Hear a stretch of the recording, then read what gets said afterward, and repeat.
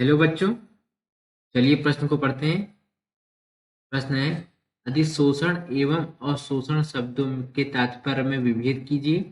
प्रत्येक का एक उदाहरण दीजिए। तो चलिए बच्चों, देखते हैं मुख्य अवधारणा। मुख्य अवधारणा, तात्पर्य में विभेद करने से पहले हमें क्या है, देखिए यहाँ पर दो शब्द लिखा हुआ है। क्या लिखा हुआ है? अधिशोषण एवं अवशोषण।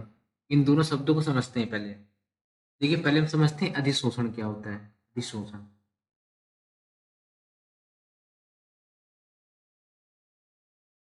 अधिशोषण, देखिए अधिशोषण कैसा है, जैसे कि मैं आपको एक छोटा सा उदाहरण देता हूँ। जैसे जैसे कि मान लीजिए ये हमारे पास क्या है, देखिए ये हमारे पास है एक लोहा है, एक लोहे की एक रॉड है।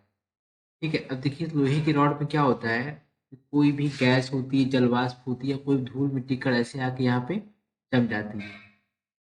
ऐसे आके यहाँ पे ये जम गई, ये क्या धूल मिट्टी क्या मतलब कि अंदर तक तो नहीं जा रही ना, ये ऊपरी लेवल तक ही है। ये कैसा है कि ऊपरी लेवल तक में है, अंदर तो नहीं जा रही यहाँ पे। तो क्या होगा ये हमारा हुआ अधिशोषण। अधिशोषण मतलब कि बस ऊपरी सतह पर ही, कैसा है, बस ऊपरी सतह पर ही हमारा क्या है, धूल मिट्टी कण जम रहा है। तो क्या होगा इससे, ये होगा हमारा अधिशोषण। देखिए ऐसे याद करिए आप, अधिशोषण मतलब आधा, आधे से भी कम, यानी केवल ऊपरी सतह पर ही क्या हो रहा है, यहाँ पे धूल मिट्टी कण आदि जम रहा है। यानी गैस मॉलिक्यूल है, जलवाष्प है, ऑक्सीजन या कोई भी गैस आके उसका शोषण करा तो हल्का सा ऊपरी लेवल से ही। ये हो गया हमारा अधिशोषण। और शोषण समझते हैं, अवशोषण क्या होता है। देखिए ये क्या है, अवशोषण। अवशोषण, देखिए अवशोषण क्या होता है हमारा, जैसे कि मान लीजिए हमारे पास एक ये क्या है, चौक है। क्या ये चौक है, देखिए चौक को हम क्या करेंगे, जब नीली स्याही में डुबो देंगे, जब नीली स्याही में इसको हम क्या करेंगे, डुबो देंगे, तो क्या चाक केवल ऊपरी सतह पर ही भीगेगी या पूरा भीग जाएगी? ये पूरा भीग जाएगी। कितना कैसे भीग जाएगी, पूरा भीग जाएगी ये। क्यों पूरा भीग जाएगी, क्योंकि क्या हो रहा है, इसका अवशोषण हो रहा है। ये स्याही क्या करेगा, पूरा सोख लेगा। आपने देखा होगा स्पंज होता है, स्पंज, स्पंज होता है, स्पंज को क्या करते हैं, जब आप पानी में डालते हैं तो पूरा पानी सोख लेता है अंदर तक, उसको क्या बोलते हैं, अवशोषण बोलते हैं। और यही जैसे कोई प्लास्टिक की कोई चीज है या कोई खिलौना कुछ भी है, उसको आप पानी से निकाल लेंगे तो प्लास्टिक अंदर तक पानी नहीं जाता है, तो ऊपर ऊपर ही सतह तक पानी रहता है, तो उसको क्या बोलते हैं, अधिशोषण बोलते हैं। अब देखिए हम क्या करते हैं यहाँ पे, तात्पर्य में विभेद करते हैं। चलिए देखिए यहाँ पर देख क्या समझते हैं, अधिशोषण, अधिशोषण, और यहाँ पर क्या है, अवशोषण, अवशोषण। देखिए अधिशोषण है, यह एक पृष्ठीय परिघटना है। ये कैसी परिघटना है, पृष्ठीय परिघटना है। यह एक पृष्ठीय परिघटना है। मतलब पृष्ठीय परिघटना का मतलब एक पदार्थ दूसरे पदार्थ के पृष्ठ पर सांद्रित होता है। मतलब कि एक पदार्थ दूसरे पदार्थ के पृष्ठ पर क्या होता है, सांद्रित होता है, उसकी सांद्रता घटती बढ़ती है। तो ये देखिए नंबर एक, ये क्या होगा, यह अवशोषण। देखिए यह अवशोषण, अवशोषक पदार्थ के अवशोषक पदार्थ के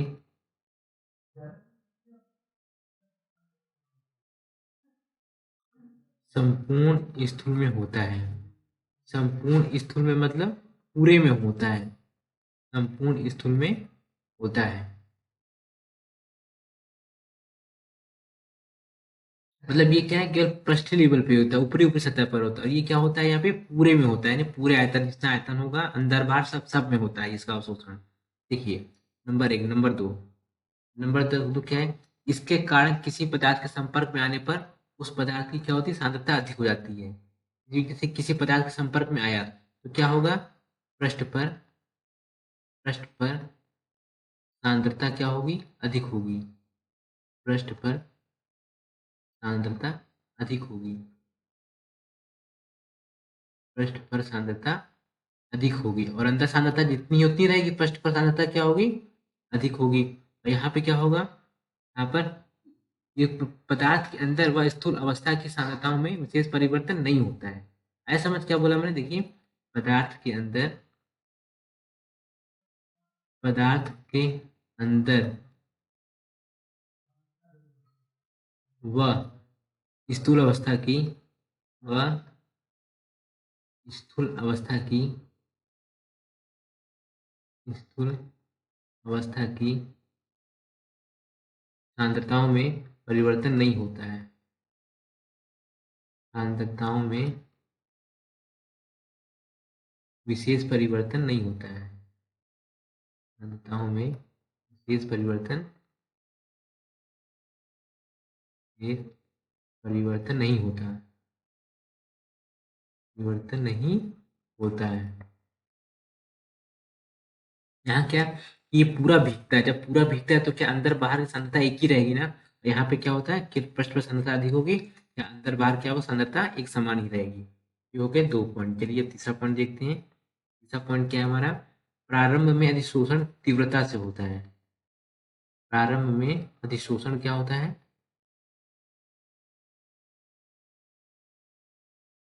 प्रारंभ में अधिशोषण तीव्रता से होगा, तीव्रता से होगा।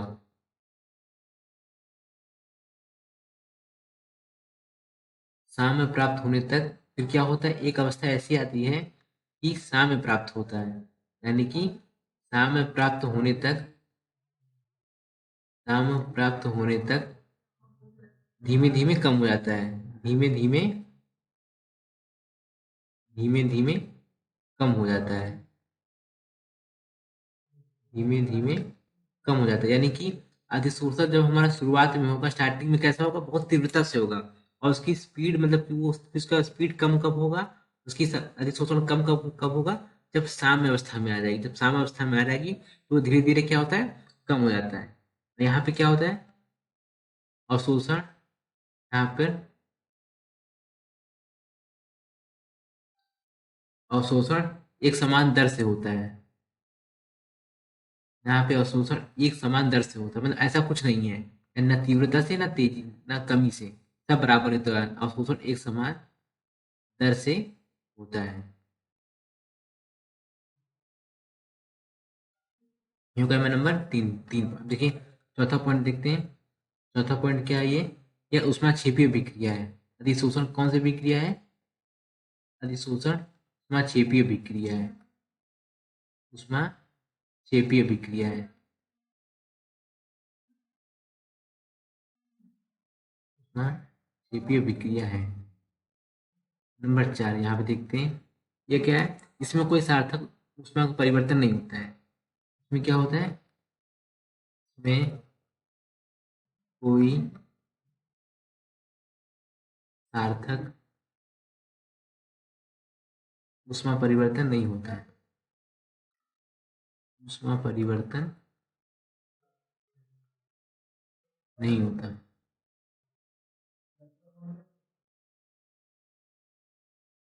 ये हमने क्या कर दिया, विभेद कर दिया। अब इसमें क्या बोला है, एक एक उदाहरण दीजिए। चलिए एक एक उदाहरण देख लेते हैं। यहाँ पे उदाहरण, उदाहरण में यहाँ पर जैसे कि सिलिका जल पर जल वाष्प, सिलिका जल पर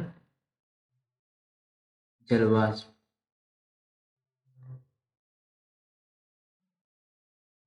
इसका उदाहरण देख लेते हैं। इसका उदाहरण है निर्जली CaCl2, यानी कि शुष्क या निर्जलीय CaCl2, यानी कि कैल्शियम क्लोराइड उष्मा द्वारा अवशोषित जल वाष्प, कैल्शियम क्लोराइड द्वारा, कैल्शियम क्लोराइड द्वारा अवशोषित जल वाष्प,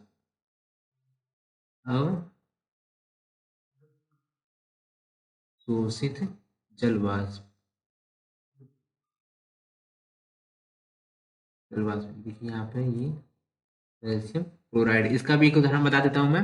रंगीन द्रवों में जो बोन चारकोल होता है, बोन चारकोल को हम डाल देते हैं तो बोन चारकोल क्या करता है, रंगीन पदार्थ जितना भी रंग होता है अधिशोषित कर लेता है वो, और क्या होता है, द्रव जो हमारा होता है वो रंगहीन हो जाता है।